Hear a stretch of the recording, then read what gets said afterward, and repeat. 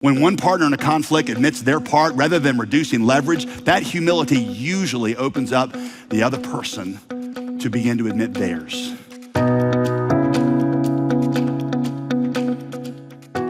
Humble yourselves by admitting there may be good reasons God is withholding from you something you desire.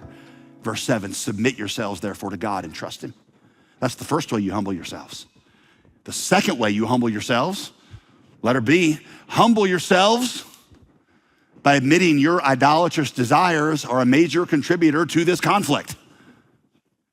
You gotta humble yourself by admitting that idolatrous desire is a major contributor to this conflict. The other person may be at fault, but the reason that you're so angry, the reason you rage and seethe and struggle with bitterness is because your idolatrous heart has latched onto something other than God that you think is necessary for happiness and for contentment. Admit that to yourself and then confess it to God. That's what James is getting at in verse 8.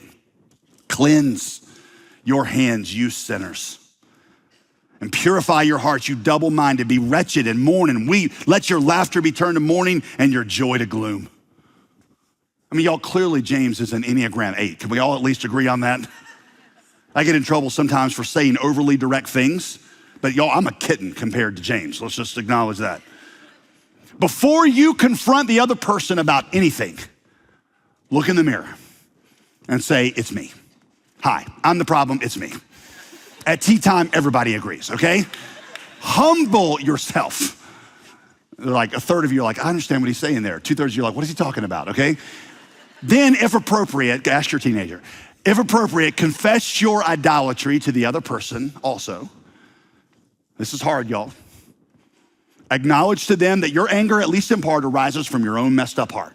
And that will be hard. Oh, because you want to excuse yourself and blame all your anger on them. And here's what you think. If you confess your part in the conflict, you feel like you're going to be letting them off the hook. And then they're going to use your confession against you. But that's not true. I know a marriage counselor who says that during marriage counseling, he will often draw a circle on a piece of paper. He said, this circle right here represents all your marriage problems, all your conflicts. Then he hands both of them a pencil, 2 different circles. He says, I want you to take this pencil and draw a slice in that circle that represents your part of the conflict. Maybe you got just a little bit, maybe it's just 1%. He says, in all my years of marriage counseling, there's never been a time when the husband or wife wouldn't draw even a teensy little slice in the circle. He would say, well, if you take a slice, you gotta be nice because you're part of the problem. He said that whenever they would do that, whenever the husband and wife would do that, he said the temperature in the room would most always change. When both sides take some ownership, we're usually ready to begin moving forward. But we are hesitant to do that. We are hesitant to admit our part in the conflict because when you admit you're part of the problem, you feel like you're losing your leverage. If I admit that I'm at fault in any way, I'm gonna lose my lofty platform from which I can rail against you about your issues. Well, first, y'all, you just gotta trust God with that. God tells you to deal with your junk first and to trust him with your spouse or whomever else you're in conflict with. Don't worry about being vindicated. Don't worry about losing your leverage. See how it says, verse 10, humble yourself and who will exalt you? God will exalt you. If I humble myself by confessing my sin, God will exalt. God will vindicate me. I don't need to worry about vindicating myself or you exalting me by acknowledging my rightness in this disagreement we're having. God's gonna handle that. So I can just admit where I'm wrong and trust God and move forward. Second, why are you worried about losing your leverage? I mean, think about it. Have you ever really won an argument at home? I don't mean have you ever out-debated your spouse or your sibling, but have you ever really been in a big finger-pointing argument and really won in a way that brought peace and resolution? Most importantly, y'all, I've seen this approach of humbling yourself resolve more conflicts than any other. It's like a key that unlocks a door. When one partner in a conflict admits their part rather than reducing leverage, that humility usually opens up the other person to begin to admit theirs. Now, I do want to give one very important caveat here. There are certain kinds of people who are very skilled manipulators, who can, through things like gaslighting and victim shaming, they can cover up their abusive and manipulative behavior by always making you feel like their abuse, their sin is your fault. I am not talking about that. If you're in that kind of relationship or you think you might be in that kind of relationship, you need to go see a Christian counselor immediately. I'm talking about this in the context of the normal rumble tumble of conflict. Y'all, imagine if the next time you're fighting with somebody, right in the middle of it, you went, what? You know what the real problem here is? The real reason I'm upset is because I crave something really, really badly and I'm not getting it. What do you think would happen? By the way, y'all, I got a giggle thinking about how James must have processed all of this and came up with this wisdom. Maybe this will make you more sympathetic with how blunt James is. I've never read this in a commentary, but I think it just makes sense. Think about this. James was Jesus's half-brother. Remember that? He probably grew up sharing a room with Jesus. Can you imagine? You might think it would be awesome if your brother was the Son of God. But the downside was, in any conflict, you were wrong. Every single time they're screaming, coming from the back bedroom, Joseph walks in, ignores Jesus, and goes right at James because there's no way it could be Jesus' fault, right? So James is like, listen, I learned whenever I had conflict with my big brother, it was always me. But I learned a lot through that. Maybe you should do the same. So here's my question. Are you willing to try that? Anytime you're mad, to say, I'm gonna ask what these angry emotions indicate about what I'm yearning for, what I'm coveting over, where I'm an idolater. Here's how it went down for me not long ago. I get home from a business trip. I'm tired. I'm trying to be a good dad, focus on the kids. My wife, of course, has been single parenting for a couple of days, and she slips in something about a commitment that I had made for both of us the next night that I had not told her about. There was nothing outrageous about what she said. She was just surprised by something she thinks that I've sprung on her. My response was swift and decisive. I did tell you about that. She says, no, you didn't. At this point, still calmly, but now a bit more firmly, I insisted that I had indeed told her, as I do every time with every commitment. At this point, there's a little chill in the air, right? And we dropped it. Then later, after the kids had gone to bed, she brought it back up and said, I just feel like lately you've not been telling me your plans or checking with me to consider what's best for the family. Now, I sincerely wish I could tell you that I was humble, that I was skeptical of my own heart, and I had communicated eagerness to understand things from her point of view and learn from her observations. Alas, that is not what I did. I don't like being called thoughtless, and I definitely don't like being called irresponsible, especially when I feel like I busted my tail to get home from this trip early to spend time with the kids. I deserve to be commended, not criticized. So instead, I turned into lawyer JD, proving that my client, which is myself, was guilty of no charges and should be swiftly acquitted.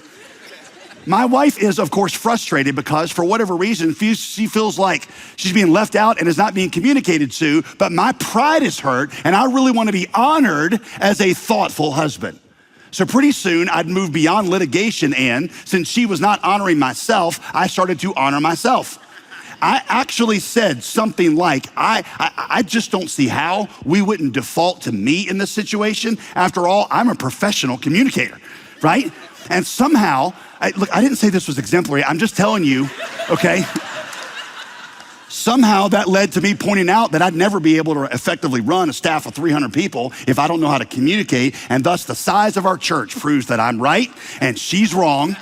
And somehow that led to my college GPA, which I'm still not quite certain how we got there. And then I shifted into historian mode and took us on a brief journey through our marriage, highlighting a number of cogent illustrations that prove that I am the most communicative husband of all time, okay?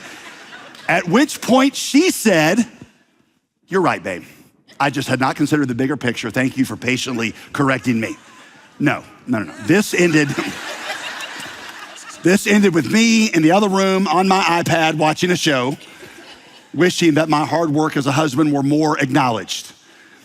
Wouldn't it be so much better to not depend on Veronica or anybody else for vindication and just acknowledge how frustrating it is for her to not to be aware of something, to give her the benefit of the doubt, to listen to her frustrations and promise to do my best to keep her in the loop.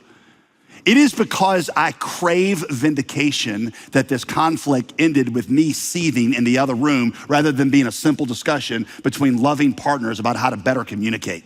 My pride and my idolatry made this conflict 10 times worse than it ever needed to be.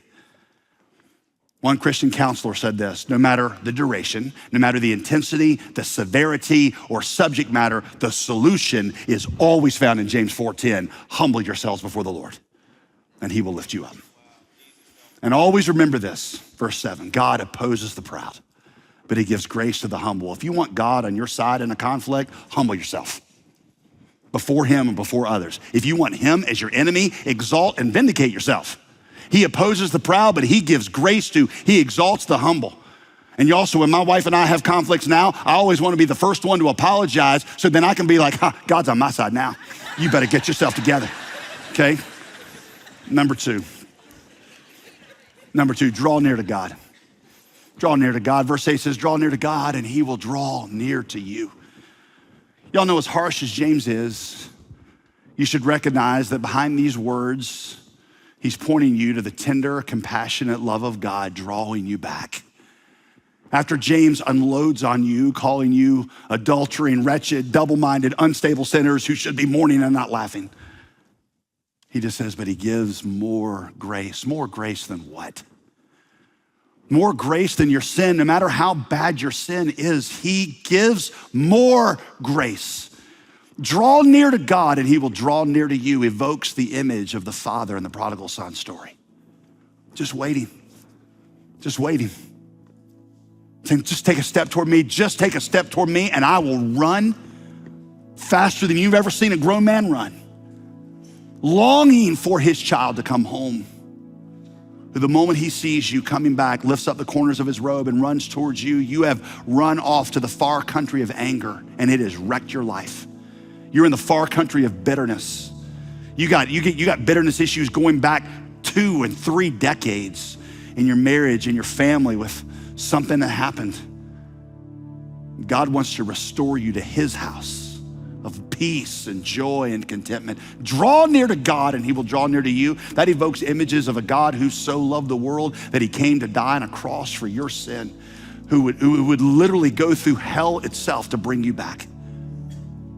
He didn't want heaven without us, so he brought heaven near, even though it meant enduring hell in our place so that he could bring us to heaven and bring heaven to us. This is the God who yearns for us to come back to him. In fact, he even uses conflicts in our lives to do that. This might be a radical thought, but what if through that conflict, God was saying to you, hey, the security you're looking for, the significance you crave, the assurance that you yearn for, that everything is gonna work out for good, that thing that you want so badly, that's not in that person. Your boss doesn't hold that key. Your friends don't hold that key. Your girlfriend doesn't hold that key. That's in me. I'm the comfort you're looking for. I'm the security you're looking for. I'm the significance. I'm the God who can sustain you and satisfy you. I loved you when you were running away from me. I sacrificed my life to make you my child, and now I promise to sovereignly control all things for your good and my plan in your life. That's what he's doing in you during conflict. So what if this week, whenever you feel anger or rage or bitterness or self-pity, you humble yourself and you ask yourself, where does this point to idolatry in my heart? What is it that I want bad enough that I'm willing to yell at, tune out, abuse, or neglect, or be bitter at somebody for years to get? And then you draw near to a God who's drawn near to you. You find that satisfaction and contentment and security and safety in the arms of a God who can fulfill you and sustain you more than any friend, parent, spouse, teammate, or coach ever could. Like I said, this for some of y'all, this goes back years. This humbling yourself and finding your contentment and identity and happiness in God, it can set you free from this self-imposed prison you're in. This is gonna set you free like nothing else you've ever been able to.